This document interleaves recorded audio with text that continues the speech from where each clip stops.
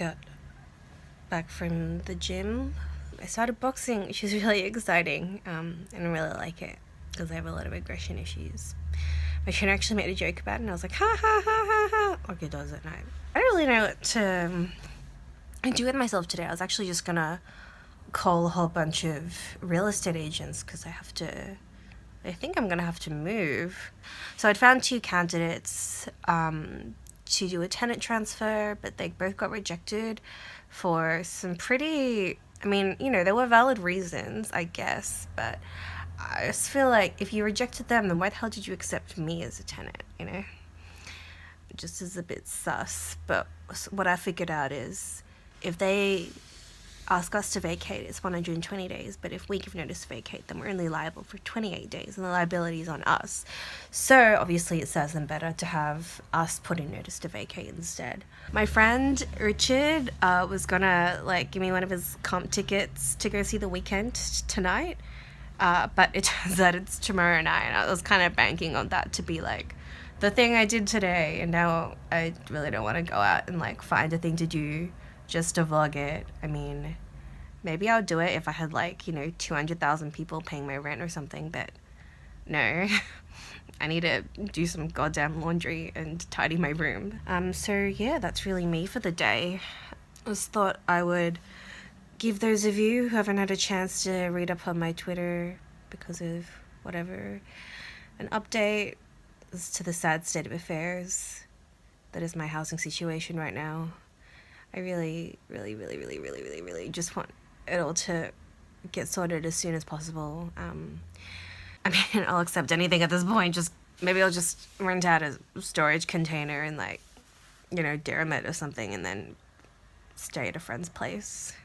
You know when things aren't that bad, you're in a really good place relatively, that things could be so much worse, but you still feel this sense of overwhelming panic. Because I know in my heart of hearts that it's fine, that I've got safety nets, that I've got places to stay, that it's not that dire, but it just feels like as soon as I'm even slightly not in control of where I'm gonna live next month, it just throws me into this panicky spiral. Because the last time I had to organize all this, I had to find a place to live in my last week of my degree, actually, and I was applying for honours, meeting up with supervisors, trying to go to house inspections. The person who I was moving in with, my current housemate, was away, and I only just met that person, so everything was a mess. And now I'm in a much better place. I feel like I've got a bit more wiggle room, but it's still not a good feeling to not know what to do with myself. Just a whole nightmarish kind of situation right now.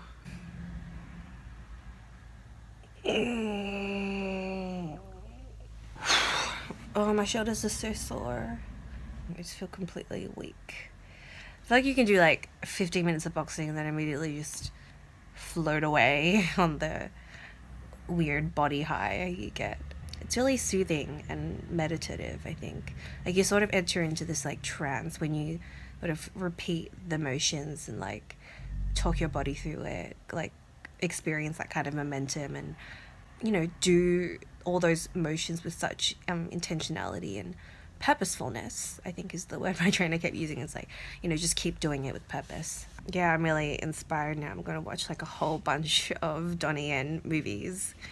Wind training is really hard. You could do it for a decade before really feeling like you're getting anywhere, whereas other things I feel have a less steep learning curve. And I'm the kind of person who needs very immediate gratification. If I'm not good at something immediately, I just want to give up on it.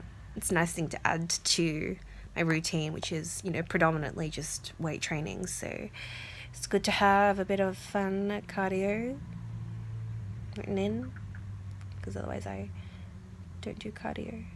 My favorite thing about my trainer is I'll just show up, and then it'll just immediately get me started doing whatever the thing is that we're doing that day. He doesn't make me do 5 minutes on the rowing machine or run on the elliptical for 15 minutes or anything. He doesn't even make me warm up. He just lets me go at it. Doesn't even make me stretch. Because he realizes I'm running into the gym because I'm always late. I'm always 2-3 minutes past our meeting time, because I mean, I woke up today at like 9:30 and I still made it there on time. It takes me 20 minutes to walk, so what I did was I just got an Uber to the gym, like my gym, which is within walking distance of my house, because I didn't want to be late. He has a really tight schedule. Obviously, he's got, you know, every hour he's got new clients, so I want to hold him up. That's not fair on him. There's my level of competency right now. I should learn to drive, but I'm like a city gay, so we don't learn how to drive until we decide we've slept with everyone in the city. We need to move out to the sticks and get a goddamn license. You know how hard this is? I'm not even a festive person. My day in, day out is like just go to the gym, lie in bed, trying to work up the motivation to shower and do laundry, see some friends and like talk shit, see some friends and have them roast the hell out of me, lie in bed some more, listen to podcasts, watch other people's vlogs of their more interesting lives. Actually, no, I get stressed out when I watch people's vlogs and they're like going to Disneyland and then like going skydiving and then on a helicopter trip. It's so stressful. Like, I just want to watch people's vlogs where they're like, oh, look at me preparing for a dinner party. I'm just making some food. Or watching people, you know, tidy up their office or blow dry their hair. Watching the most fucking mundane shit. I actually have to tap out of watching vlogs that are too eventful. Like, if there's too much stuff going on, I'm just like, oh, I'm so stressed out, you know, like, you're doing something like every moment of the day. Can you just like sit down and like talk to the camera for a bit? You just like sit down and have a chill day at home. I think it's like so much more soothing to watch a vlog where they're not doing anything. But I guess, you know, I might be in the minority there. People probably want to see vlogs where you're, you know, attaching your camera to a drone and like flying it over the Grand Canyon or something. It's like very you know, like Microsoft desktop background. I'm actually so sleepy, but I do have a whole bunch of stuff that I should be doing. So I'm gonna go do some laundry, sort out some stuff. I just want to start like throwing out a whole bunch of stuff, like sort out a pile of things to donate or give away to somebody. Just because when I first moved out, I moved 3 times in 1 year, and so I just cut down on so many of my possessions, because every time you move, you're like, well, every single thing I buy from now on is something that I have to move in the future. Because I've lived here for 2 years, I've just accumulated this like hoard of crap because I got too settled. See, this is why you can't ever settle down. Just sign 6-month leases and leave every time, and that way you'll never, ever, ever, ever, ever keep anything. You'll never buy anything. You'll never want to have anything because you have to move all the goddamn time. Like, every single thing I own, I have to move. And the worst thing about me is that I think this might be like a lit major thing, or just because I'm so attached to my books and I work so hard to buy books, which is dumb, you know, because sometimes you just read a book one time. Like, I read the same books over and over again, and I have a lot of books, and I insist on moving them every single time. And every time I move into a new place, it's the first thing I set up. Like, I won't even, you know, get my toothbrush out and I'll have set up my entire bookshelf, because I need my bookshelf to be done for me to feel like, oh, this is my house now. Cool, I can live here. Otherwise, it's just like I'm camping. People have said, why don't you just get a Kindle and put all your books on? It's like, yeah, I can do that. I have PDFs of heaps of books, you know. I have PDFs and ebooks and everything, like on my phone, on Google Drive, whatever. But I still want my books. Like, it's really important to me to have. I keep looking there because that's where my shelf is. Like, I still want my books. Like, I love my books. They're my safety blanket. I need to have them. But they're also the worst thing to move. I always like put them into these boxes, and you can only put so much in them, because if you overload it full of books, you can't carry the goddamn box. And, you know, every single person who ever helps me move is like, why can't you just like get rid of some of your books? And I'm like, no, you don't tell an English major to get rid of their books. I can't get rid of my books. I'll cry. Yeah, I should probably get over that attachment. Maybe this is why people are like, oh, are you still getting therapy? No. Do you think I should? Should I go to therapy? Maybe I need some goddamn therapy. I think I need therapy. I've had a lot of therapy, but maybe I need some more now. I don't want any over the holidays, though. I want to have time off to wallow. If anyone wants some of my stuff, like, go nuts. Can't even bother selling a lot of it. I think I'll just donate it. I already did a huge... Like, I already... decluttered a whole load of stuff. I hired someone on Airtasker to drive my stuff to the op shop, I think it's really great that I'm on the tail end of the millennials. So everyone else in my generation was come before me, who are in like, you know, their mid-30s or whatever.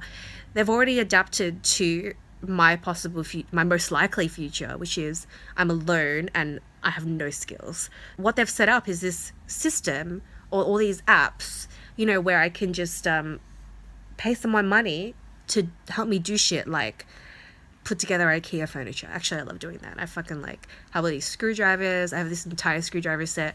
I love assembling flat pack furniture so much. But, you know, if you can't drive or if you can't cook or if you can't come up with your recipes, there are so many things in place for that now. You know, you can order a whole bunch of fresh produce straight to your door with a recipe and step-by-step instructions, and like everything's measured out for you, and you have to do is like, you know, mix it together and set it on fire.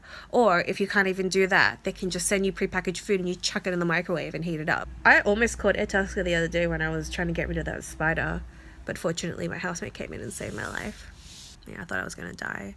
I really thought I would just call someone over and be like, I have a spider in my house right now, can you please help me take it outside? I'll give you like $20. That's my nothing day. Kind of keen to do nothing, actually. I feel like, you know, you start looking, you're like, oh shit, I don't want people to know that my life is incredibly boring and I spend all of my time like lying in bed listening to serial killer podcasts. That's all I do. Like, I do love seeing my friends. I do love, like, you know, like really chill hangouts where you don't have to do a lot of stuff, but you just kind of like be around each other in a really like lo-fi way. That's not very fascinating content, surely. Actually, I have no idea, but I'm getting very like mixed messages. I'm just trying to like make the stuff that I like watching. Like, I really just like watching people in their bedroom like talking shit until they drop their phone on their face, you know, which is likely to happen to me pretty soon. My arms feel like jelly because it was bench press day.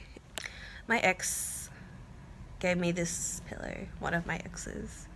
I was talking to someone recently and they're like kind of consulting us, like a few of us, about what the go is with keeping stuff that your ex gives you. Fucking keep it. It's yours now, bitch. Like, it was a present. You fucking take that. You earned it. Everything I sleep in is from someone I had some kind of relation with. Who the fuck buys pajama shirts? Just steal them from your Tinder hookups, you know? That's what I call a booty calls, when you get the booty, like the loot, the pirate booty, as in you nick their t-shirts.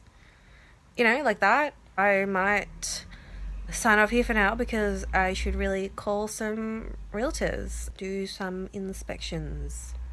And I can take you guys with me and see the shit luck I'm having, and also the approximate standard of living you can aspire to when you are a student paying their own way. I wish I had rich parents who paid my rent. I wish I had rich parents who could just buy my house for me. I know so many people whose parents pay their rent. I try not to be bitter about it, but I am. Okay, bye.